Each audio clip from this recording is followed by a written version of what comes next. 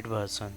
So the first we need to launch the Chrome browser. So just launch the Chrome browser and click here the three dot and go to the setting.